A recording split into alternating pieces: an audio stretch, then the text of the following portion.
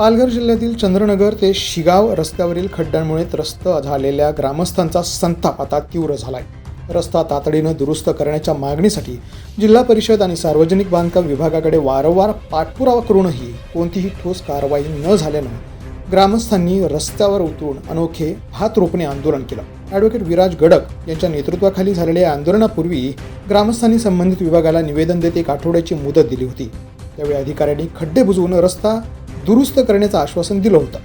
मात्र मुदत संपूनही कोणतीही कामं न झाल्यानं अधिकाऱ्यांनी कर्तव्यात कसूर केल्याचा आरोप करत ग्रामस्थांनी खड्ड्यांमध्ये भात रोपणी करून प्रशासनाचा निषेध नोंदवला। त्यावेळी बोलताना ॲडव्होकेट विराज गडक यांनी स्पष्ट इशारा दिला की आंदोलनानंतरही प्रशासनानं चंद्रनगर ते शिगाव रस्त्यावरील खड्डे बुजवून रस्ता दुरुस्त केला नाही तर 15 ऑगस्ट या स्वातंत्र्यदिनी जिल्हा परिषद पालघरच्या मुख्य प्रवेशद्वारासमोर 1 दिवसाचं अन्नत्याग आंदोलन करण्यात येईल।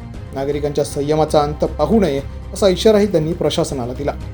या आंदोलनावेळी शिगावच्या सरपंच दीप्ती सुमडा, हनुमाननगरचे सरपंच गुलाब खरपडे, उपसरपंच प्रदीप रिंजड, वनईच्या सरपंच कामिनी जनाठे, सामाजिक कार्यकर्ते डॉक्टर सुनील पराड आणि माजी विस्तार अधिकारी मधु चौधरी यांनीही ग्रामस्थांना संबोधित केलं। रस्ता तातडीनं दुरुस्त न झाल्यास पुढील आंदोलन आणखी तीव्र करण्याचा इशारा त्यांनी दिला।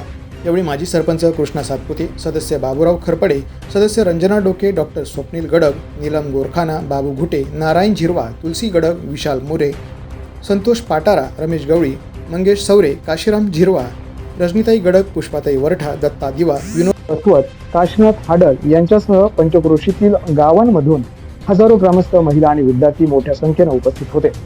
आता प्रशासन या आंदोलनाची दखल घेऊन रस्त्याची तातडीने दुरुस्ती करते की स्वातंत्र्यदिनी होणाऱ्या अन्नत्याग आंदोलनाला सामोरं जाते हे पाहणं महत्त्वाचं ठरणार आहे। आज 17 जुलै 2026 रोजी हे जोहार चौक चंद्रनगर येथे वणई चंद्रनगर, हनुमाननगर, शिगाव खुताड ग्रामपंचायतच्या सर्व सदस्य, ग्रामपंचायत सरपंच, सदस्य मंडळ आणि सर्व ग्रामस्थांच्या वतीने आजचं हे जोहार चौकामधलं हे आंदोलन जे आहे भात रोपणीचे आंदोलन ते आता इथे आपण झालेलं आहे। आणि या आंदोलनाच्या माध्यमातून आम्ही एवढंच सरकारला आणि प्रशासनाला एक सांगू इच्छितो की येत्या काही दिवसामध्ये आम्ही 7 दिवसांची वेळ देऊन सुद्धा आपण रस्ते खड्डे बुजवलेले नाहीत, रस्ता दुरुस्त केलेला नाही। याच्या पुढे अजून 2-4 दिवसामध्ये हे केले नाही तर आम्ही पुढचं आंदोलन हे जिल्हा परिषदच्या पायऱ्यांवरती बसून नक्कीच करणार आहोत, किंवा जर आमचं ठरलं, बऱ्यापैकी सगळ्यांच्या ठरलं तर आम्ही रास्ता रोको हे आंदोलन करणार आहोत, अशी आमची पुढची रणनीती आणि दिशा झालेली आहे। तर म्हणून आमच्या कोणत्याही इथल्या ग्रामस्थांचा मृत्यू ह्या रस्त्यामध्ये होऊ नये, आम्हाला MIDC मध्ये, बोईसर दवाखान्यामध्ये, पालघर कलेक्टरला जाण्यासाठी हा मुख्य रस्ता आहे आणि आम्हाला नागरिकांना यासाठी खूप त्रास होतोय। सोबतच जवळच इथे शाळा आहेत, कॉलेजेस आहेत आणि ह्या शाळकरी मुलं, कॉलेजवरील मुलं ह्या शाळेत इथून रस्त्यावरून जात असतात, त्यांनाही प्रचंड मानसिक आणि शारीरिक त्रास होत आहे। हा त्रास लवकरच आपण समजून आमचे खड्डे बुजवून घ्यावेत आणि नाही तर पुढचं आंदोलन हे तीव्र करण्यात येईल असे मी आजच्या आंदोलनादरम्यान आपल्याला खरंच शासनाला जाग येत असेल किंवा नसेल, पण आपण किती जागे आहोत हा मोठा प्रश्न आहे। आपण हे 4 गावाचं हे आंदोलन आहे, नीट ऐका, 4 गावाचं आंदोलन आहे। फक्त आपण जे 400 लोक सुद्धा आपण जगू शकत नसेल याचा अर्थ आम्ही जागृत नाहीत। आम्हाला फक्त एन्जॉयमेंट करायला आता 9 ऑगस्ट येईल तेव्हा आम्ही नाचायला, तेव्हा आमचे रस्ते भरतील। 9 ऑगस्टला आम्ही फक्त नाचायला उतरतो, आम्ही आंदोलनासाठी, हक्कासाठी, अधिकारासाठी जराही उतरत नाही, तर हे कुठेतरी थांबलं पाहिजे। 9 ऑगस्टसाठी आम्ही गावागावात उतरणार, बाईक घेऊन जाणार सगळं। आता ह्याच रस्त्याने कितीतरी वणईची लोक बाईक घेऊन जात असतील, कितीतरी चंद्रनगरची लोक बाईक घेऊन जात असतील, पण तुम्ही मला सांगा आज तो युवा कुठे आहे? जे तुम्ही जागरूक आहात, तुम्हाला समजते तेवढीच आहे। मला असं वाटतं की प्रत्येकाने 10 लोक जरी आणण्याचा प्रयत्न केला असता तरी पण आपण 1000 लोक झाले असते, पण तुर्तास आंदोलन हे कोणतंही छोटं नसतंय, आंदोलनाची रूपरेषा ही मोठीच असते आणि त्या पद्धतीने आंदोलन हे होतच राहणार, कुठे काही कमी होणार नाही। मी 10 तारखेला ह्या सगळ्या गोष्टी पाहिल्यानंतर म्हटलं कुणीतरी आवाज उठवेल आणि या उद्देशाने मी वाट पाहत होतो, परंतु कुणीही आवाज उठवला नाही, म्हणून मी 10 तारखेला आमचं कलेक्टरचं कोर्ट होतं तिथे गेलो, 2 तारखा झाल्या। त्याच्यानंतर मी जिल्हा परिषदला गेलो। सर्वप्रथम मी मुख्यमंत्री ग्राम सडक योजनेच्या 2nd माळावरती गेलो, तिथे मला असं उत्तर देण्यात आलं की मुख्यमंत्री ग्राम सडक योजनेचा हा रोड होता, परंतु 5 वर्ष झालेले आहे, DLP पिरियड संपलेला आहे आणि म्हणून आम्ही हा रोड जिल्हा परिषदला वर्ग केलाय। तर वकील साहेब तुम्ही जिल्हा परिषदला जा आणि म्हणे तिथे तुम्ही पत्र द्या। म्हणजे जिल्हा परिषदेचं डिपार्टमेंट कुठे आहे? त्याचं बांधकाम विभाग 114 मध्ये जा. मी 114 मध्ये गेलो, तिथे मी बांधकाम विभागाला भेटलो, तिथे रावसाहेबांना भेटलो. रावसाहेबांनी मला सांगितलं की डहाणूचे रावसाहेब आहेत भांगरे म्हणून, त्यांच्याकडे जा. आणि त्यांच्या दालनामध्ये गेलो. त्यांच्या दालनामध्ये गेल्यानंतर मला काय उत्तर मिळालं असेल पत्र वाचल्यानंतर? वकील साहेब, तुम्ही म्हणे अगोदर का पत्र दिलं नाही? अगोदर पत्र दिलं असतं तर आम्ही कॉन्ट्रॅक्टरकडनं करून घेतलं असतं. सर मला सांगा, मी अडाणी आहे, जनता अडाणी आहे, अशिक्षित आहे, पण बसलेला अधिकारी तर अडाणी नाही ना. तो लाईनला फिरत असतो. त्याला कोणते रोड कोणते खराब होतात, कोणत्या माणसाचं टेंडर निघते, कोणत्या माणसाच्या टेंडरला किती पैसे दिलेले आहेत, अहवाल किती बाकी आहे, सगळ्या गोष्टी त्यांना माहीत असतात.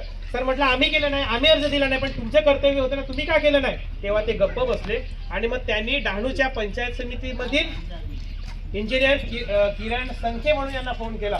आणि किरण संख्येनं माझ्या फोनवरतीच स्पीकर चालू केला आणि म्हणाले की म्हटलं हे नागरिकांचं पत्र आलेलं आहे, नाहीतर म्हटलं ते 17 तारखेला आंदोलन करणार आहे, तुमची भूमिका काय? तर नाही सर, तो रस्ता आम्ही मंजुरीसाठी टाकलेला आहे, पण मंजुरीसाठी टाकलेला रस्ता कधी पास होईल म्हणजे शाश्वती जगा पण नाही.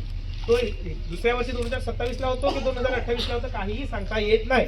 आणि म्हणून त्याने मी सांगितलं की तुम्ही रोड होईल तेव्हा होईल, पण आम्हाला फक्त एक किमान खड्डे तरी बुजवून द्या. एक 10 हायवे तुम्ही टाका, एक JCB उतरवा आणि 1-2 माणसं लावा आणि तेवढं करून द्या. त्यांनी ते फोनवरती मान्य केलं. ते फोनवरती, त्यांच्याच फोनवरती नाही, मी त्यांचा नंबर घेतला, परत नंबरला मी फोन केला. त्यांनी रावसाहेबांना काय सांगितलं की 1.8 किलोमीटरचा जो रोड आहे वणी हद्दीतला, चंद्रनगर हद्दीतला, तो जिल्हा परिषदला वर्ग झालेला आहे. आणि उर्वरित जो रोड शिगावच्या हद्दीतला आहे तो PWD विभाग म्हणजे सार्वजनिक बांधकाम विभागाला वर्ग झालेला आहे.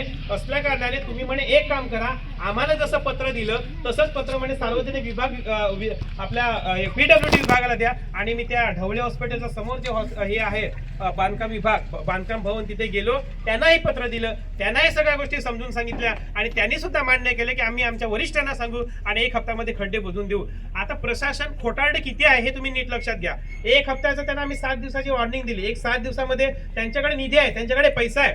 तुम्ही 10 हायवे नाही टाकू शकत. तिथल्या बुलेट ट्रेनच्या अधिकाऱ्याला तुम्ही सांगू शकत नाही की तुमचे 10 हायवे तिथे लावा आणि खड्डे बुजवून द्या. सगळं काही करता येते, परंतु ह्यांना करायचं नाही, ह्यांना आपली माणसं मारायची आहेत असा माझा थेट या प्रशासनावरती आरोप आहे. आणि म्हणून मला तुम्हाला ही विनंती करायची आहे की तुमच्यातलाच एक सदस्य, आपल्यातलाच एक सदस्य, शेंडेपाड्यातला सदस्य प्रदीप दादा झिरवा, दादा हात वरती कर, कुठे आहेस तो बघा तिथे, त्याचे हात मी काल एक्सरे रात्री त्याचा पाहिला, हे 4ही अंगठ्या मोडलेल्या आहेत. 4ही अंगठ्याला मध्ये क्रॅक झालेला आहे. विचार करा, तर एवढ्या भागात कुठेतरी पडलेला. आज त्याचा हात मोडला, एखाद्याचा पाय मोडेल, पण यदा कदाचित एखाद्या छोटं बाळ, एखादी महिला, एखादी पत्नी, एखादी कॉलेजवरील मुलं मुली जर रस्त्यावरती पडले आणि जर मेंदूला मार लागला, डोक्याला मार लागला, तो आपल्याला निघून जाईल एवढं मात्र नक्की आहे. आणि म्हणून त्याने 1 हप्त्याची वॉर्निंग देऊन सुद्धा त्यांनी काम केलं नाही आणि म्हणून हे आपण आंदोलन केलेलं आहे. ही बातमी सगळ्या मी पत्रकार महोदयांना दिली. तुम्हाला म्हटलं जशी लावायची त्या पद्धतीने लावा. मी त्याने एकही शब्द लिहून दिला नाही. त्यांना फक्त मी पत्र पाठवलं, तुम्हाला जे करायचं ते करा, ग्रामस्थांच्या नावाने करा. भले मी पक्षामधून काम करत असेल, भले मी संघटना म्हणून काम करत असेल, पण माझं इथे पक्ष पण मला आणायचं नाही, माझी संघटना पण इथे मला आणायची नाही. का? हा ग्रामस्थांचं आंदोलन आहे. आणि म्हणून एक चांगल्या नीतिमत्तेने, चांगल्या विचाराने हे आंदोलन सगळ्यांच्या सहमतीने, सरपंच महोदय, तुम्ही सर्व ग्रामस्थ, सर्व माजी सर्व सदस्य, सर्व कार्यकर्ता, सर्व पक्षातले किंवा असतील, संघटनातले असतील, सगळ्या लोकांचं हे आंदोलन हे आपण नीट समजून घेतलं पाहिजे.